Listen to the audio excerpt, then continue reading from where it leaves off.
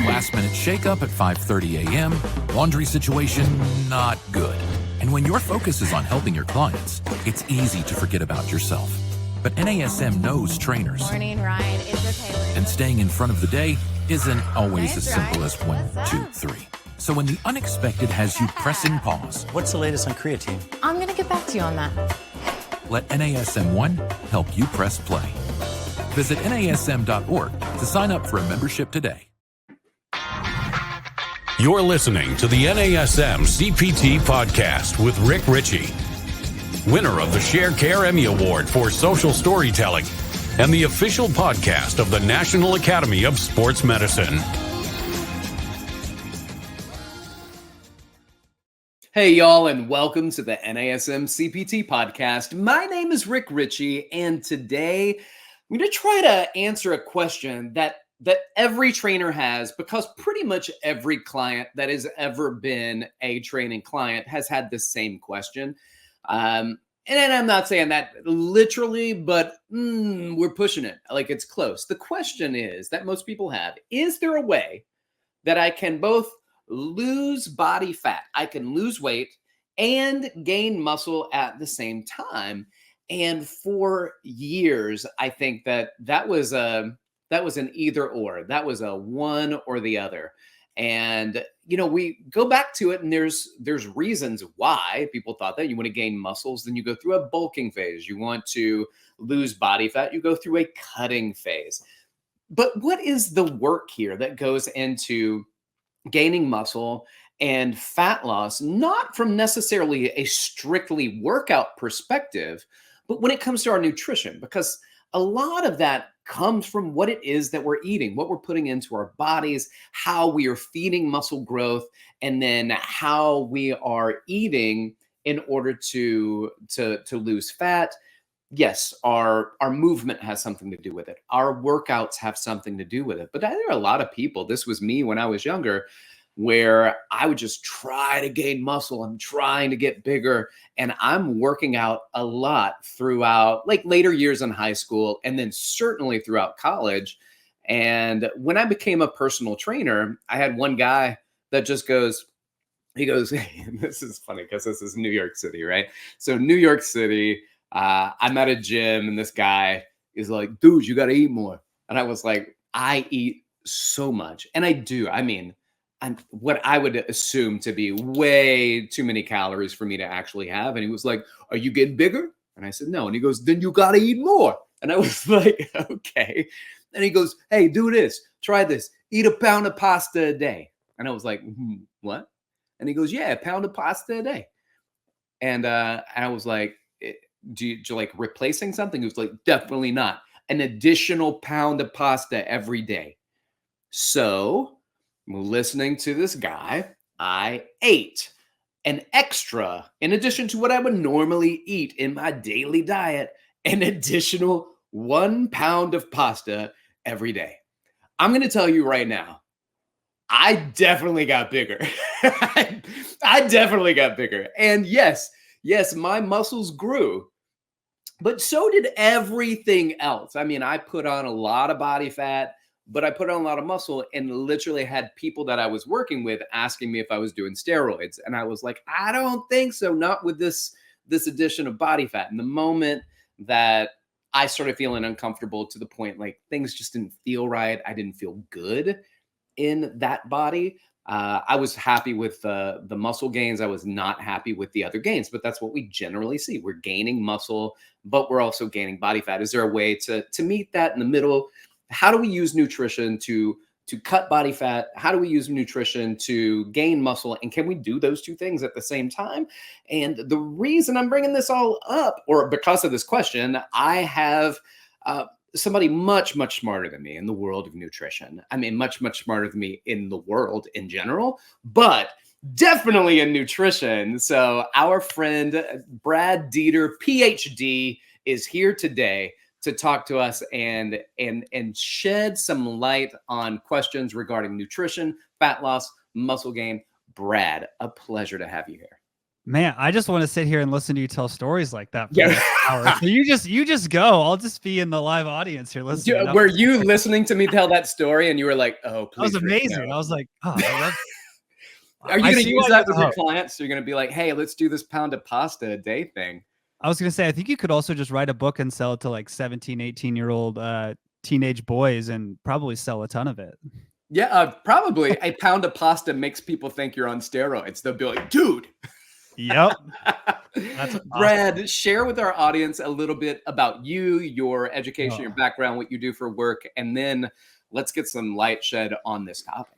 Man, I would say my background is a story of a misspent youth primarily. I spent way too much of my 20s in the lab and in the library. Basically did my master's and my doctorate in my fellowship in exercise physiology, metabolism, molecular biology. Really just looked at, how do nutrition interventions and exercise influence our body kind of at the molecular level. That originally started working on like chronic disease, and then has morphed a little bit into, sports, applied performance, and then also just kind of general population. So that's a little bit of the 10 years of my 20s and early 30s in a nutshell right there. And I've published some papers in both of those spaces, and now run a company where we do direct to consumer nutrition coaching. And yeah, that's What's the name of the company? It's called Macros Inc. Macros Inc. All right, there you are, ladies and gentlemen. Cool. Like that is a welcome plug. Thank you for not doing it, but I was gonna wear my branded hoodie today, and I was like, you know what? I should probably not do that since we're on. Yeah. You know what? I think it's always better to let somebody lead you into it instead of just like plastering it everywhere. Yeah. Brad, there's so many questions that people have on this topic, dude. I know that you know this because you get it, I'm sure, all the time. So what are some of the questions that you see in this world, in this realm? And how do we go about just like scraping some of the frost off the window so we can see through it and see what's going on in front of us? Yeah, so I think there's a couple like buckets that we can put this topic into. I think the first one that you brought up is, can we lose body fat and build muscle at the same time? I think that's one bucket of questions to answer. Another one, and this is directly related to your story, if we're trying to build muscle, how do we optimize the building muscle without putting on additional body fat? And on the other side is, if we're trying to lose body fat, how do we maximize the amount of fat loss and minimize the amount of lean muscle tissue? Yeah. And there's been a lot of really great research over the last probably 25 to 30 years that's really answered most of those questions. Not all of the questions in those like buckets, but the large majority of them. And there's been 2 papers published in the last year or 2 years or so regarding kind of the body recomp discussion and kind of the bulking discussion that I was fortunate enough to be a co-author on. So we've spent some time digging into these and answering some of those questions. So I think if you want, maybe we can just start with the concept of kind of losing body fat and building muscle at the same time, if you want to start there. Yeah, please. Let's go right into it. That'd be great. Yeah. So when we actually look at the science on this topic, most people, it's very difficult to build a meaningful amount of muscle tissue, like in the order of even 3, 4, 5 pounds of muscle tissue, while losing any real amount of body fat. There's only a couple like subpopulations of people that can do it to a meaningful degree. The first is people who are like brand new to resistance training. So if you've really never lifted weights in your life, you kind of have probably a 6-month to maybe 18-month window. We don't really have a lot of good data on that, where you can actually build a decent amount of muscle tissue and lose a small amount of body fat. I mean, it's not massive changes, but you can actually do that. And that's kind of a one-time shot in your life that you get to do that. Now, that data is a little bit confounded, in my opinion, with most people who do that usually end up doing that in their late teens, early 20s. And it's usually men who see that. So that's a little bit confounded by, that's also when you have just the peak amount of testosterone running through your body. So that's one population that we can see that. The other population is athletes who have a history of being very muscular and have basically like detrained themselves, whether it's due to injury or they took a couple years off and then they went back to weightlifting. So they kind of have this muscle memory where their body has laid down some of the structure to build muscle tissue faster. That's the second population. And then the third population is people who use exogenous help. So steroids, basically. Those are really the three populations that we can actually see meaningful amounts of building muscle tissue and losing a decent amount of body fat at the same time. But for the rest of us, either mere mortals, not teenage boys, or actually have a history of training, it's really difficult to do that. So there are nutritional considerations when it comes to doing these things. So when it comes to fat loss and muscle gain. So let's assume all things being equal in the gym, right? So the trainers are doing the training. They feel confident. We're doing a good amount of volume and people are coming with frequency.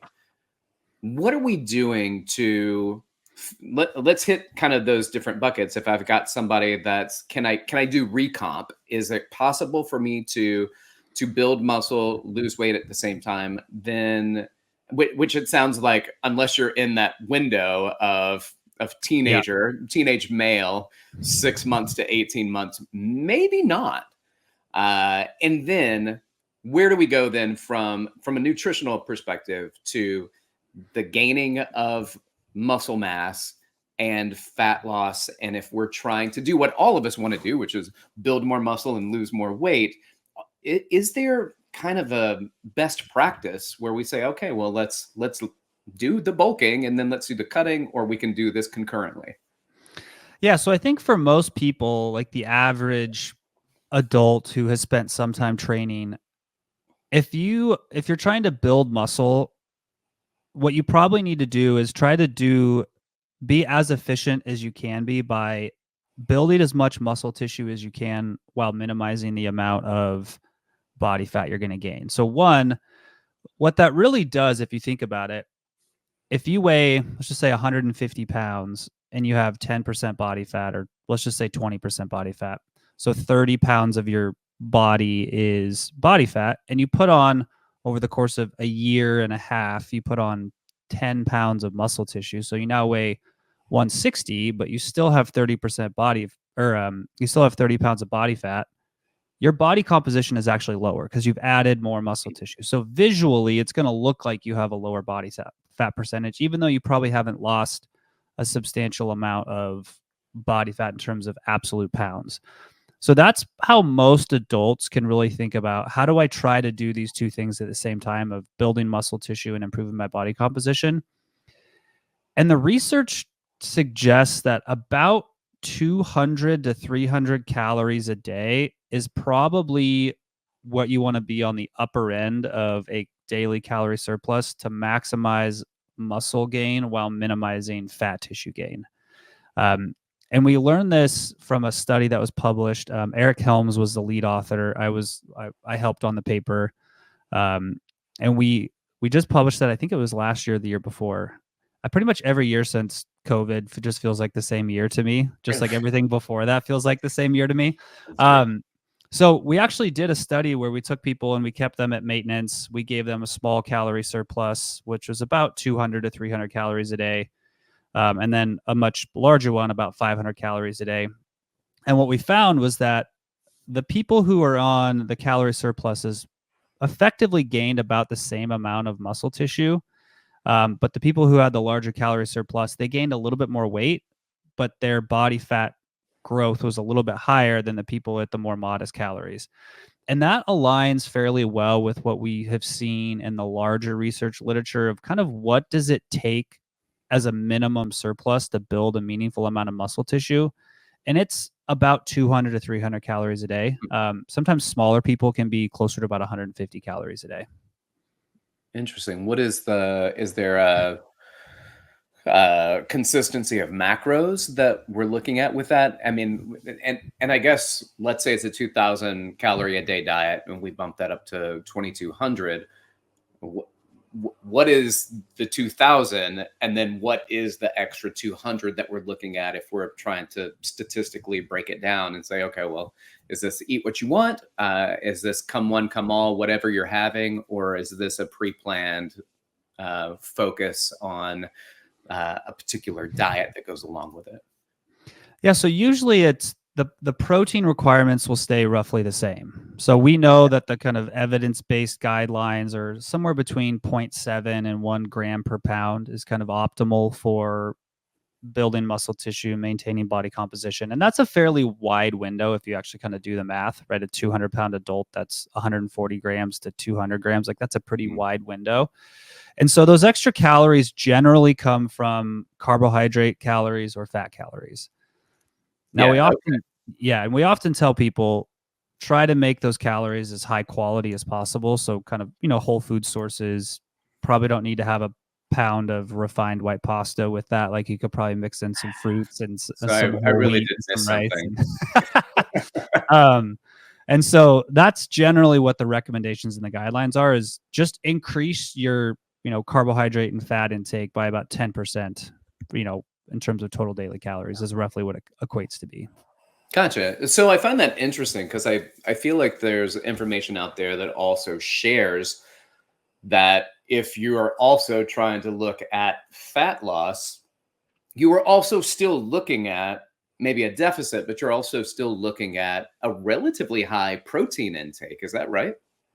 Yeah. So your protein intake should be in that same window when you're losing weight. And in my experience and kind of in my interpretation of the research, I would even say people who are trying to lose weight should probably be at the higher end of that protein reference range. So probably closer to 0.8, 0.9, 1 gram per pound versus the 0.7. And what it really comes down to is when you're dieting to lose weight, you need a calorie deficit, and a higher protein intake does two things. One, the higher percentage of your total daily calories that comes from protein, the greater satiety you have from every meal, and the less likely you are to have a higher calorie diet, right? We know if you kind of plot on the x-axis daily protein intake and the y-axis total calorie intake, generally, the more protein you consume, the lower your total daily calorie intake is, just generally as, as a trend. And then the second piece is when you're losing body weight, your body will oftentimes, metabolize some of your lean body mass to provide the extra calories. And so if you're consuming a higher amount of protein, the amount of lean body mass you lose when you're losing body weight is much less. So we want to try to minimize the amount of lean muscle tissue you lose when you're losing weight. And so that's why a higher protein intake generally puts our body in a position to do that. So let me follow up with this, because I know that our body does tend to prefer fats and carbohydrates. So I don't know, man, I remember it, and it's been a long time since I've done any study on this, but there was, if you're just a lay person, whatever that means to us right now listening to it, there's a certain amount of protein that gets metabolized in daily life when you are used for energy, substrate for energy. But if you are a bodybuilder, it's different. If you are an endurance runner, like a marathoner, and that number for a protein shoots kind of through the roof with them, and yet it's still under 10% of substrate utilization. So our body doesn't really want to use protein. Is that right? But we're just saying, hey, in order to cut off the protein that's being used so it's not coming from what's already developed in our body, let's add some to it. Exactly. Yeah. Our body really, to use amino acids as a fuel source is relatively chemically expensive. And so our body doesn't really like to do that. It can, and under certain situations it will. So for example, during exercise, if you've been fasting, if you have, pretty large hormonal issue, like if you have any sort of acute cortisol issue, that's kind of where the fight or flight comes in a little bit. Those are situations where you'll use more amino acids for energy, ATP production. But for the most part, protein is used for structure things in our body or function things. It's not really a energy provider. It's a very small amount. But when you're in a deficit and you don't have enough carbohydrates coming in, or total fat calories in a day, your body will at least get some of its glucose needs and some of its fatty acid metabolism needs. It'll fill some of that with amino acids, but it is a small amount. Okay. All right. Gotcha. Give me just a moment. I'm going to do a live read from our sponsor. So, this episode of the NASM CPT Podcast is brought to you by NASM One, the membership for trainers and coaches. Members enjoy unlimited access to hundreds of career resources. Get the Edge app to schedule and program clients. Enjoy half off all certifications, specializations, access to free CEUs, and more. All of this for just $35 a month. Go to nasm.org/membership to learn more about NASM One.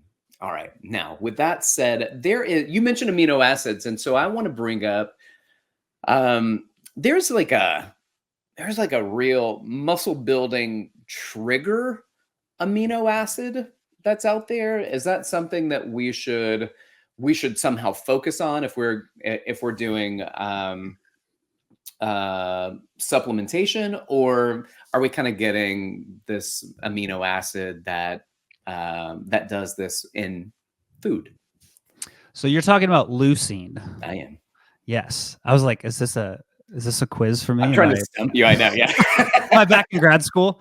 Yeah. So Lucine is one of the amino acids in our food that has a much greater anabolic effect than the other ones. So basically, it kind of signals our muscle tissue like, oh, I have protein available. Let's build some muscle tissue is basically what it does. About 3 grams of leucine is kind of what we would consider as a threshold to kick off a meaningful amount of muscle protein synthesis. For most people, if you consume a balanced diet that includes, some animal foods, whether that's byproducts like milk, eggs, things like that, and you're getting somewhere in that 0.7 grams to 1 gram per pound, you're getting enough leucine in your diet that supplementation is probably not necessary. If you eat a plant-based diet and you are just using things like rice, beans, hemp, things like that, you may end up being fairly low on leucine. So you may need to take a supplement that has higher amounts of leucine, whether that's just a plant-based protein mix, whether it's a BCAA in that situation just for the leucine content. Those are some situations where those would be beneficial. Gotcha. All right. So let me follow up then with, and I don't know so much of this stuff, so I love that I get a chance to ask you about it, Brad. So we talked about protein and being satiated, but also protein has a thermogenic effect of food where we're using more calories to metabolize and break down the protein. Is that just in the process of breaking down the protein, or is that with food? And here's a better question. Is it because the food is harder to break down? So is there a difference if I have, let's say, 100 grams of chicken and that thermogenic cost, or if I have 100 grams of powder, which I don't have to break down, I just kind of sop it up and it goes into my body much quicker? Does that decrease how many calories it takes for me to get the protein and utilize that? Yeah, it definitely will, but Okay. It's such a small amount that it doesn't really make a big difference for most people. Oh, cool. Good. What I would say, probably the bigger reason would be the satiety factor of having liquid calories versus physical calories, just because you have the digestive time of the chicken taking longer because you have to chew it. Your stomach has to grind it up, and then your body has to process it, and it's going to take a little bit longer than just liquid calories. Just basically swallow it, goes through your stomach pretty quickly, gets absorbed really quickly through your GI tract. That's going to have a much larger effect on your total daily calorie balance because of the satiety piece than the slightly greater thermic effect of eating chicken versus a protein shake. Got you. So still, it's still cost more? I'm just looking at this now again from fat loss, because the muscle gain is important, right? But from fat loss, there's the satiety, but there's also it just breaking the protein down into amino acids and then rebuilding that back into protein that gets utilized. Is that the process that costs so much calories in general? Yep, that's a big part of it. Yeah. And then just, if you think about in our body, when we consume fats, basically two things happen. One is it gets absorbed into your body and then it gets transported, to different tissues. And then the excess just gets stored immediately in the same form in your fat cells. Carbohydrates get absorbed, your liver uses some, those get sent out and your body uses that as it's like in the carbohydrate fashion or function that it was absorbed in.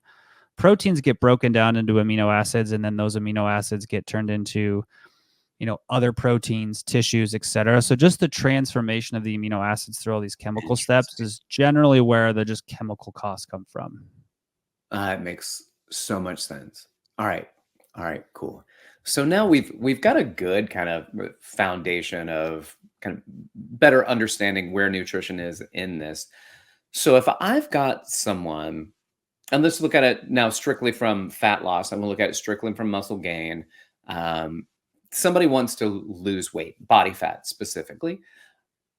From a nutritional perspective, where are we going from here? And I know that everybody's an individual, but if you could basically say, here are some general rules that we follow, and then we can tweak and manipulate it so that I help an individual with that data. But what are some general rules when it comes to individuals that are trying to lose body fat? Yeah, so there's a couple.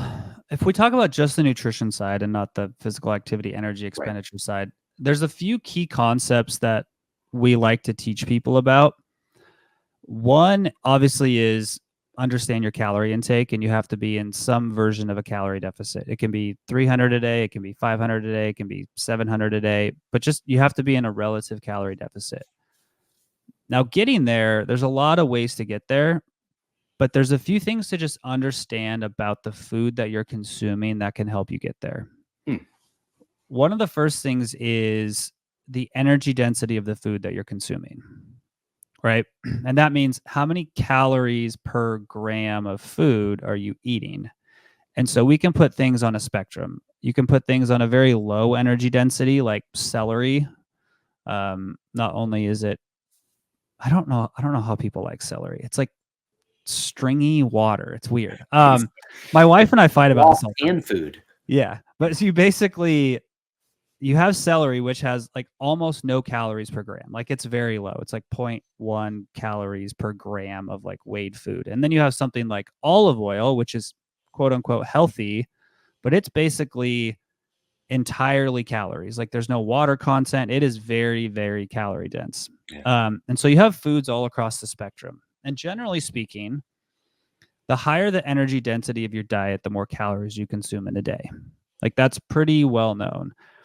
And when we think about this in terms of like true application of the foods that we eat in a given day, generally speaking, foods that are higher in energy density tend to be the more processed industrial foods, right? So you think about,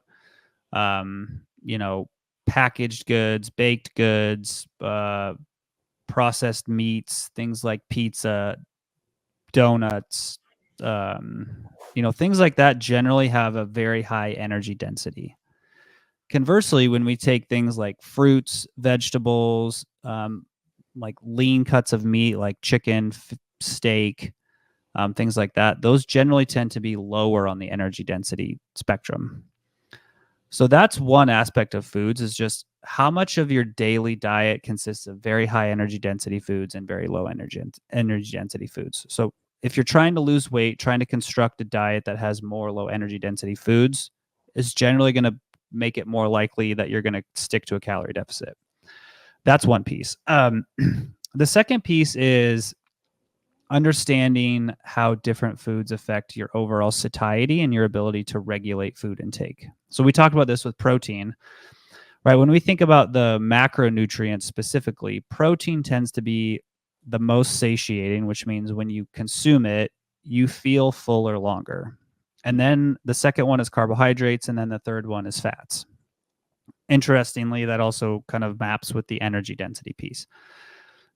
But in addition to those things, there's other aspects of your food that make things more satiating, right? Things like fiber and water content also make things more satiating. So when you think about, what foods you consume that you can eat a lot of that are low in energy density and make you feel full longer, they generally are higher protein, higher fiber, higher water content.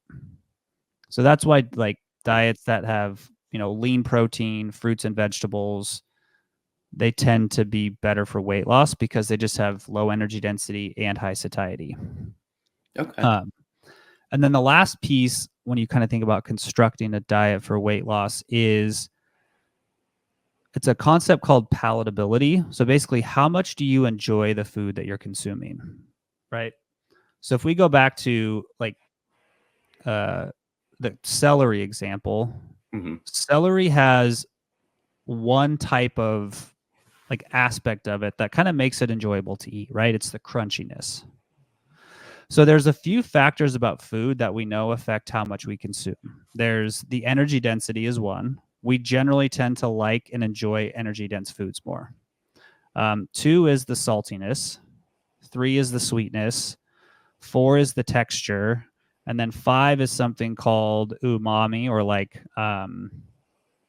when you have like cup of noodles and it's got like that kind of meaty flavor in the back, or like if you eat Doritos and it's got that kind of, you can't really put your finger on it taste, like it's called umami, and we just like really enjoy eating it. Like MSG, the monosodium glutamate, gives us that umami flavor. So generally speaking, foods that have more of those 5 things tend to be like, they tend to drive us to want to eat more foods, right? So the carrot or the celery is a great example, right? They really have basically one of those, crunchy. If you take a Dorito, it has saltiness, sweetness, crunchiness, texture. It has energy density. There's a lot of calories per gram, and then it has the umami. So like Doritos are engineered to make you consume a lot of them at once. So when you construct your diet, if your goal is to consume less calories and less food, a simpler diet that has less of those things generally tends to help you eat fewer calories. So when we kind of put all of those concepts together, that's how you can basically build a diet that reduces calories without you being on a specific diet. You just think, okay, how do I choose foods that are a little less energy dense, have more satiety, and are probably less engineered to make me overeat them? Wow. Brilliant in its simplicity. I'll tell you for a fact, we had a friend that came over with her child, stayed with us for the weekend here in New York City, and she brought bags of food that because they're doing like a 12-hour road trip. When they got here, I was like, oh, let me grab some of those potato chips and let me grab some of those poofy things. I gorged myself, and it's because I don't eat those foods. And so I'm looking at them right now, as I was eating them, I was like, oh my gosh, this is so good. And then my hand just kept going back into the bag, and I'm battling it. It's like I'm holding on to it and it's fighting me back, and it kept going into the bag. I kept eating them. And so for me, I was like, this is why we don't have this stuff in the house. This is why, because I'll go to it mindlessly and even zombie-like going after it and just grabbing it, not even close the bag. And I'd find myself going back over and unrolling the bag and grabbing more chips out of it. Super crunchy, super delicious. And I will never have them in my house again because I can't do it. I will also say this, Brad, and I want you to speak to it briefly. And as we start to wrap this up is, I love that. I think that showing, the 5 things that can kind of lure us in like moth to flame. I think it's really important. But one of the other things too, where you're talking about caloric deficit, and I get this with clients a lot, and it's funny. So I've seen a meme recently about it, which talks about, my clients are like, oh, my diet's good. I don't know what's happening. My diet's good. Like I'm I feel like I'm eating. I eat very healthy. I have several. I eat so healthy. I'm such a healthy eater. And I'm also at a caloric deficit. And then I see this meme, and I thought it was funny because it's definitely me. Throughout the week, I'm so good. Like I'm definitely at a deficit in my calories, but I'm busy. And the busier I am, Brad, the less that I'm gonna go walk over there and open a bag or grab something and snack. And then the weekend gets here. Yep. And my surplus, I'm sure, more than makes up for the deficit. The 2 days of me being at home on the weekend absolutely fill that deficit and continue to build into a surplus. Do we see, is this something that we look at that you see a lot from your perspective?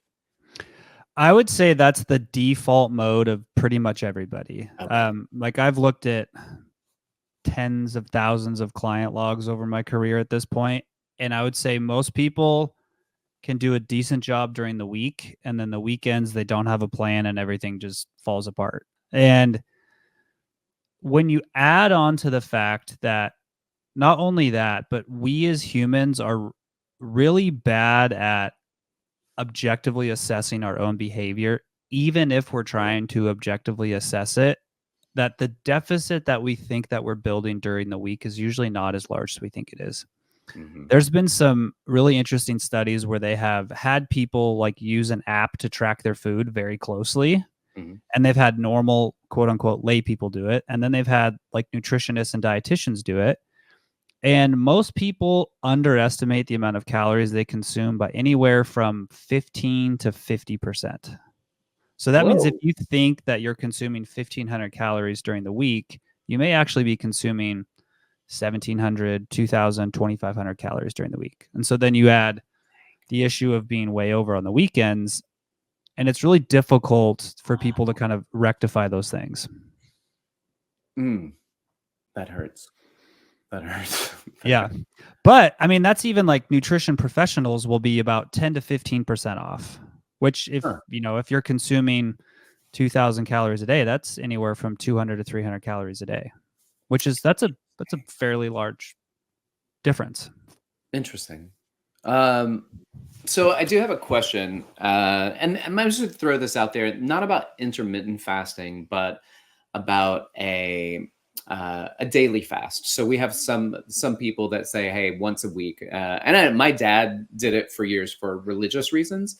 I'm going to move that. I'm going to shift that to what would that look like then if somebody would be like, hey, listen, on a particular day, whether it's in the week or on the weekend, they just go, done, I'm taking it out.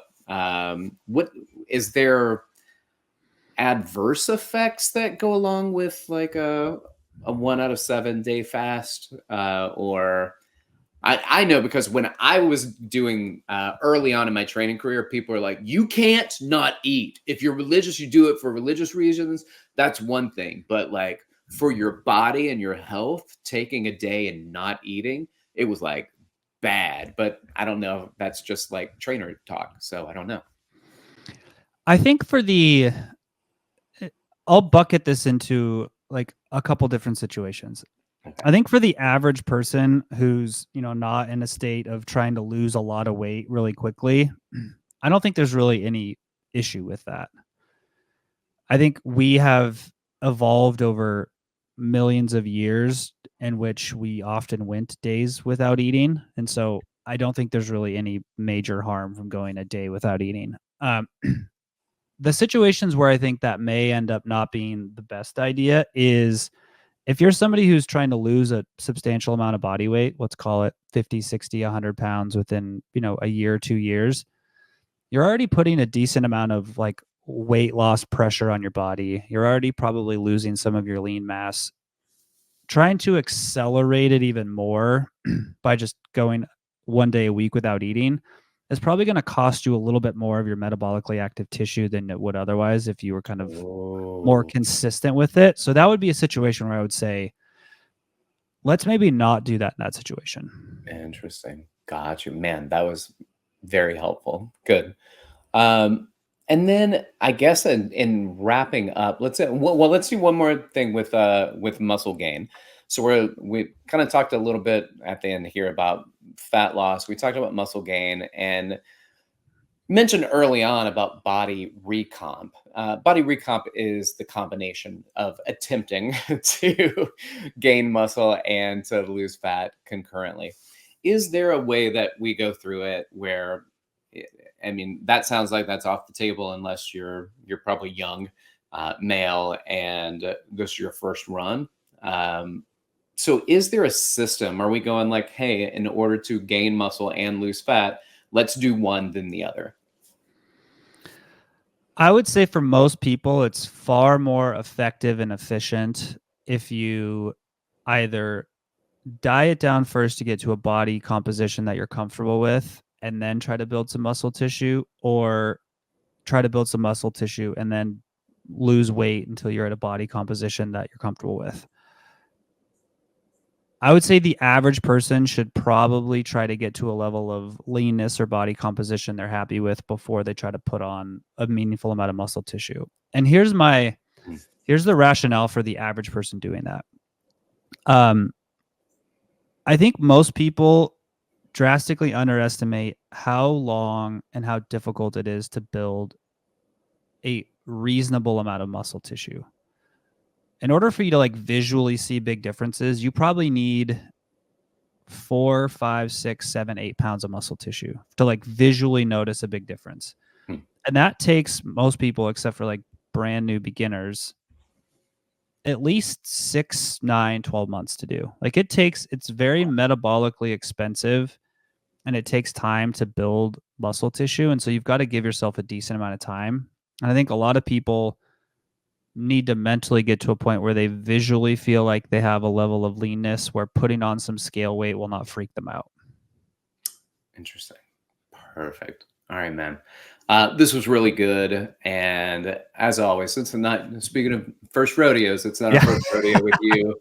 You've been an absolute joy every time I have you on. And I appreciate that. So if people want to know more about you, learn about you, and potentially even contact you, if you're okay with that, then how could they go about that and enroll in a program if you have with Macros Inc. if they wanted to? Yeah, you can just find us at macrosinc.net. We have a Facebook group of over 500,000 people where we will answer any question that you have. You just go in there, join the group, ask the question. Usually I'll be the one to answer it or somebody else will. Just find us on Facebook. And yeah, that's where you can find me. Or you can email me at brad.dieter@macrosinc.net. Excellent. Brad, thank you so much for being here. Ladies and gentlemen, thank you for continuing all the way to the end of the show. I appreciate that. So if you don't mind, just take a moment, like, subscribe, share with your fitness friends and family, and leave a review. The reviews are very helpful and much appreciated. So thank you for doing that. If you want to reach out to me, you can do so. Hit me up. You can do so on Instagram at dr.rickrichey or email me rick.richey@nasm.org. Y'all keep inspiring people to fitness. Thanks for listening. This has been the NASM CPT Podcast.